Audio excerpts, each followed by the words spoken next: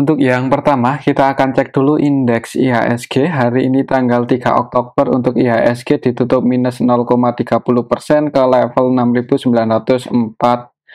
Untuk IHSG tadi sempat naik ya, mencoba breakout di atas 6970-an, sempat ke level 6.992 untuk harga tertinggi hari ini untuk IHSG, cuman ditarik turun lagi.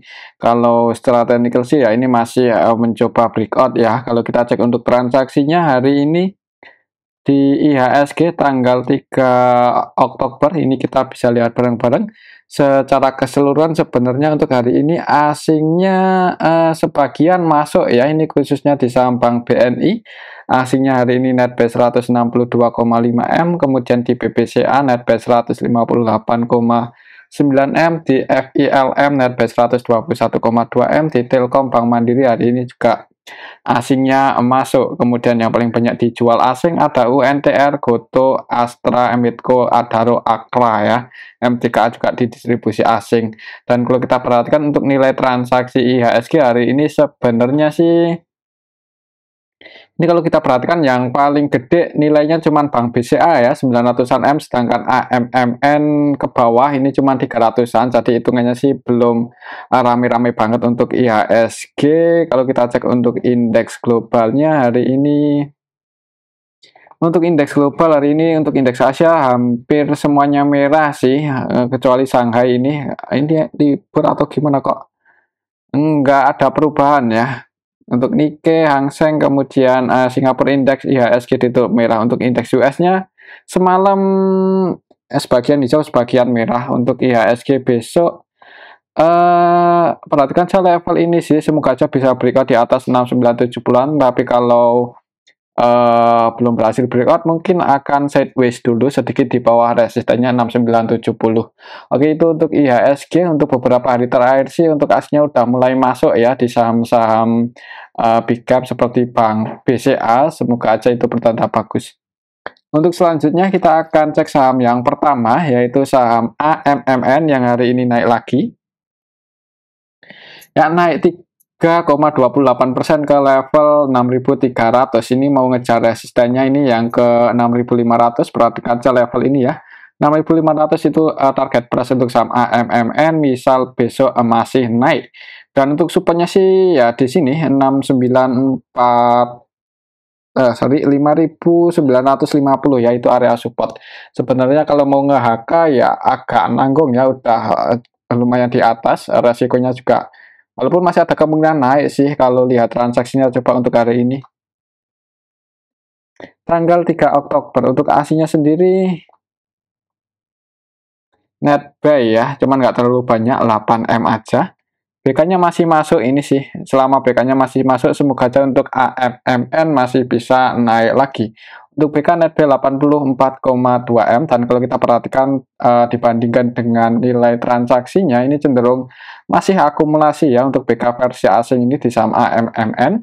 Selain BK ada AKZPU yang juga masuk, kemudian yang jualan CC, yang nggak heran sih soalnya untuk CC versi asing itu kalau harganya naik jualan ya, taking profit mungkin, tapi kalau harganya turun ya itu baru masuk. Nah, tapi selama BK-nya ini masih masuk sih, kemungkinan untuk saham AMMN masih bisa naik lagi kalau menurut saya. Untuk lokalnya sendiri yang masuk sama yang keluar nggak beda jauh sih. Kalau kita perhatikan untuk transaksi hari ini yang jadi market maker utamanya masih CC-nya net sell 102,9, cuman ini BK masih masuk terus. Semoga saja untuk besok masih bisa naik sih untuk saham AMMN. Ini kalau kita cek dari awal bulan kemarin aja untuk BK udah net buy paling banyak 521,9 M, dan sampai hari ini pun masih masuk. Semoga aja untuk saham AMMN untuk besok ini bisa ngejar 6.500 yaitu target price untuk saham AMMN. Oke, itu untuk saham AMMN. Mungkin perhatikan level ini kalau mau taking profit ya, sekiranya gagal breakout.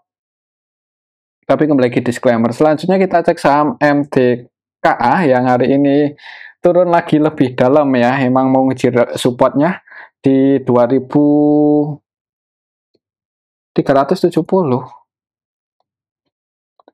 ya, ini sih mendekati 2.400 ke bawah lah kalau mau mungkin masuk di saham MDKA sih, dan bisa pasang antisipasi mungkin di bawah 2350 ya, di bawah itu ya bisa antisipasi misal MTK ini bisa ini mendekati area supportnya yang di 2370 ya, 2370 itu area resisten untuk saham MTKA kalau secara Fibonacci.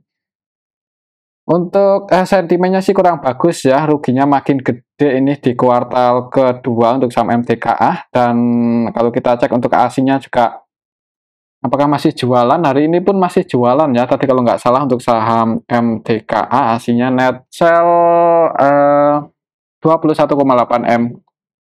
Kalau kita cek dari tanggal 25, coba dari minggu yang lalu untuk asingnya net sell 158 ya, jadi untuk asingnya cenderung keluar, untuk sentimennya kurang bagus, secara keseluruhan juga ini didistribusi, khususnya oleh asing. Hari ini tanggal 3, secara keseluruhan masih didistribusi ya, ini kelihatan sekali RX 100% selling, ini tidak melakukan pembelian sama sekali, jadi murni distribusi untuk RX versi asing dan lokal ya, hari ini di saham MTKA. Ya, ini RX, BB, ZP, YU jualan, dan yang nampung itu BK. Yang nampung asing sih. Ini BK versi asing hari ini nampung 22,1 M. Jadi ya semoga saja untuk BK mau jaga harga untuk saham MTK supaya nggak jebol di bawah 2370 ya. Perhatikan saya level ini mungkin bisa dipertimbangkan kalau mau entry ya sekiranya dekat-dekat 2400 ke bawah ya. Dan pasang antisipasi kalau sampai jebol di bawah 2350, mungkin seperti itu sih skenario-nya dari saya, tapi kembali lagi disclaimer ya, untuk MTK ya sentimennya ini sih untuk ruginya makin gede, untuk valuasinya juga sebenarnya nggak murah-murah banget ya. Untuk EPS-nya di kuartal 2 ini minus 33 per lembar sahamnya, jadi rugi. Untuk ROE-nya ya jadi rugi, ROE net profit margin rugi. Sedangkan hutangnya juga lumayan gede, ini 200-an%, dan current ratio, quick ratio ya mepet sih ini sebenarnya ya, jadi secara fundamental sebenarnya nggak bagus ya, cuman eranya kenapa kok banyak itu ya fund manager yang memilih saham ini. Mungkin buat teman-teman yang tahu prospek ke depannya seperti apa bisa tulis di kolom komentar, tapi untuk saat ini sih mending wait and see aja dulu ya, apalagi kalau besok masih turun. Mungkin seperti itu untuk saham MTKA. Untuk selanjutnya kita cek saham Antam. Antam hari ini juga turun ya, close-nya pas di area support. Untuk saham Antam close di 1706. Oh, ini malah sedikit di bawah support ya, kalau secara Fibonacci untuk supportnya itu di sini ya, 1770, close-nya di 1765. Untuk besok kalau lihat candlenya ini strong bearish ya, bearish Marubozu, cuman semoga aja bisa langsung breakout di atas 1770, tapi kalau gagal breakout ya jadi penonton aja dulu ya, jangan buru-buru entry ini, soalnya secara tren juga cenderung ke arah bearish ini untuk saham Antam, apalagi ini berhasil ya, ini sih ya masih di area support. Kita lihat aja besok gimana di awal market. Coba kalau kita cek untuk transaksinya, Antam hari ini tanggal 3 Oktober, secara keseluruhan sebenarnya hari ini itu nggak banyak distribusi ya untuk saham Antam. Jadi mungkin buat teman-teman yang mau masuk bisa dipertimbangkan, ini udah di area support, siapa tahu besok langsung hijau untuk saham Antam, mantul di area support. Antam, cuma dalam 1 minggu terakhir ini sih jualan untuk asingnya. Untuk hari ini aja net sell 11,1, yang keluar ini asing, YUBK versi asing dan ditampung oleh lokal ya. Untuk lokalnya YPPD masuk. Tapi secara keseluruhan sebenarnya hari ini nggak ada yang akumulasi gede-gede banget sih, tapi asingnya masih terus jualan. Untuk besok mungkin lihat aja di awal market sih, kalau langsung dibuka hijau buat teman-teman yang mau spekulasi buy, disclaimer ini hitungannya sudah di area support, siapa tuh bisa paling nggak technical rebound ke area 1800-an, kan lumayan ya, dari 1770 ke 1850 berapa persen tuh kalau sampai bisa technical rebound ke area sini. Cuman kalau langsung dibuka merah sih amannya wait and see aja dulu. Oke, itu untuk saham Antam. Kalau menurut saya sih kemungkinan untuk besok mungkin akan sideways dulu ya di area supportnya ini di dekat-dekat 1770. Tapi kalau langsung hijau ya nggak menutup kemungkinan naik sih, semoga aja sih seperti itu. Yang penting kalau buat teman-teman yang mau entry pasang antisipasi aja, kalau sampai turun mungkin di bawah 1760 ya, 1750 ke bawah itu bisa pasang antisipasi. Kalau nggak mau cut loss semuanya ya sebagian, mungkin amannya sih seperti itu aja. Oke, itu untuk saham Antam. Kembali lagi disclaimer, untuk selanjutnya kita cek saham UNTR yang hari ini juga turun cukup dalam ya. Untuk saham UNTR 3,31%. Ini yang mau invest mungkin yang suka apa ya, yang tujuannya untuk long term untuk saham UNTR ini semakin turun malah semakin senang ya, bisa nambah muatan. Cuman ya kalau buat trading lihat-lihat aja dulu lah. Ini setelah teknikal untuk supportnya sih di sini 26.650 ya untuk besok. Kalau masih turun perhatikan aja area sini. Kalau sampai jebol di bawah itu mending wait and see aja dulu. Tapi kalau di area supportnya ini ada jaga harga ya bisa dipertimbangkan buat spekulasi buy. Coba kalau kita cek untuk transaksinya hari ini untuk saham UNTR sih kayaknya tadi di distribusi asing ya. Untuk asingnya hari ini tanggal 3 Oktober keluar lumayan banyak, 88,8 M. Ada apa ini? Asingnya keluar, yang keluar itu CC, AK, itu kan broker-broker asing. Untuk CC-nya juga versi asing murni distribusi. AK, BK versi asing juga jualan. Yang masuk ZP paling banyak 2,8 M aja. Jadi asingnya distribusi, ditampung lokal ya. Yang nampung DX, DX NetBuy 46 M. Aslinya distribusi tapi ya kalau mau entry ya amannya sih jangan buru-buru, mungkin untuk besok tunggu aja di area supportnya itu pun kalau ada yang jaga harga. Oke, itu untuk saham UNTR ya, skenario-nya sih ada kemungkinan akan turun dulu mesti support. Kalau jebol di bawah itu ya wait and see aja dulu, tapi kalau ada tanda-tanda mau pullback ya bisa dipertimbangkan buat masuk di level harga saat ini. Resistennya ada di 27.600 ya, itu udah jadi resistennya, dan supportnya 26.650 area situlah. Selanjutnya kita akan cek saham PGO. Hari ini naik ya, untuk saham PGO naik tadi. Nggak naik ya, kemungkinan saya akan nguji resistennya lagi di 1640. Mungkin akan tiktokan dulu di range area ini antara 1450 sampai 1640. Kalau kita cek untuk transaksinya untuk saham PGO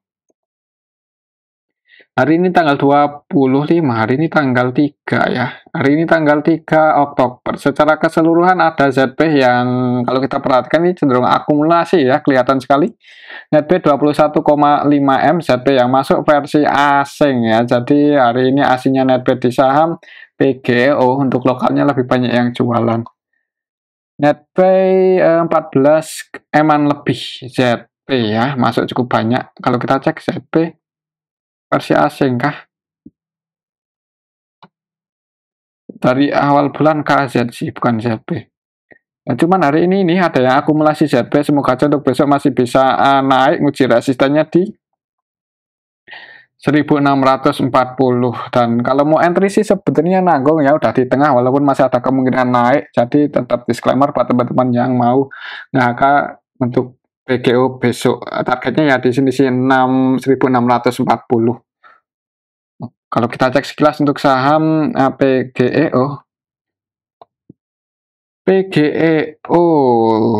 net profit marginnya ya yang gede itu yang menarik, dan neraca keuangannya juga sangat kuat ini untuk liquidity ratio-nya untuk saham PGEO. Jadi fundamentalnya sih ya nggak jelek-jelek banget sebenarnya. Oke, itu untuk saham PGEO. Untuk skenario-nya sih akan naik dulu nguji resistennya, semoga bisa breakout di atas 1640. Tapi kalau gagal breakout ya kemungkinan akan tiktokan di area sini-sini aja. Untuk selanjutnya kita cek saham Prim ya. Prim ini saham yang beberapa hari terakhir ini digoreng setelah nyentuh 50 ya, 1 2 3 hari itu naik. Hari ini naik 20,27%. Coba kalau kita cek siapa yang goreng dan masih ada kemungkinan naikkah untuk saham PRIM. Hari ini tanggal 3 Oktober secara keseluruhan ini sih ada yang goreng itu YP. Nilai transaksinya 49,6 M dan masih netbuy 5,7 M, AVGP-nya di 88, posisi saat ini di 89, floating profit cuma 1 poin.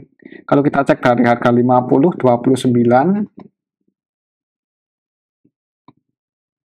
Ya, kalau kita cek dari tanggal 29 YP sih, YP-nya terus masuk ya, walaupun ada sesi yang distribusi ini 27,5 M. AVG buy-nya untuk YP di Samprim ada di AVG-nya 77 XL, XI, PD ya. Sebagian retail juga ikut masuk. Jadi kalau saran saya sih buat scalping aja ini untuk Samprim, ya, hitungannya saham gorengan ya. YP-nya masih punya posisi, AVG buy-nya di 77 berarti floating profit. Ya semoga aja untuk besok masih bisa di-HK naik lagi. Cuman kalau sekiranya harganya nggak sesuai prediksi, jangan ragu buat cut loss. Takutnya di 50 ya. Kita cek sekilas untuk Prim. Iya kan rugi kuartal 1, kuartal 2 rugi untuk saham Prim, untuk RW-nya otomatis ya minus, net profit margin-nya minus.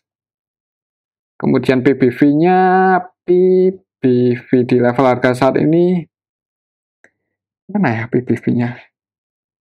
0,3. Murah ya. Oh, tapi untuk saham Prim ini menariknya ini loh, apa likuiditas ratio-nya cukup kuat, jadi neraca keuangannya itu masih sangat kuat. Walaupun masih minus, tapi current rasionya 400% ini gede sekali, berarti apa ya? Aset lancarnya ya cukup gede untuk saham Prim. Jadi semoga aja aman lah, semoga aja sih seperti itu, cuman ya hati-hati sih. Ini hitungannya masih saham gorengan. Oke, itu untuk saham Prim. Selanjutnya kita cek saham Inet. Inet hari ini digoreng naik 20%, 25% sorry ke level ini ya. Jadi hari ini langsung opennya pas di area ini 78,6 Fibonacci ya. Idealnya sini 220 opennya. Sorry, 220 opennya turun dikit kemudian ngegas naik. Setelah ini kalau untuk resistennya masih di sini sih 278, 280. Mungkin perhatikan aja level itu kalau misal besok naik sekiranya gagal breakout nggak ada salahnya buat keluar yang udah floating profit. Inet hari ini tanggal 3. Secara keseluruhan AO-nya distribusi sih. Market maker utamanya YB ya, YB-nya masih net B 2,9. Kalau nggak salah YB emang. Inet doh YB kan. YB MG YB itu cenderung scalping sih. Ini kalau kita cek dari awal bulan lalu itu YB nilai transaksinya 1,2 triliun, masih net B 700-an juta ya, nggak terlalu banyak.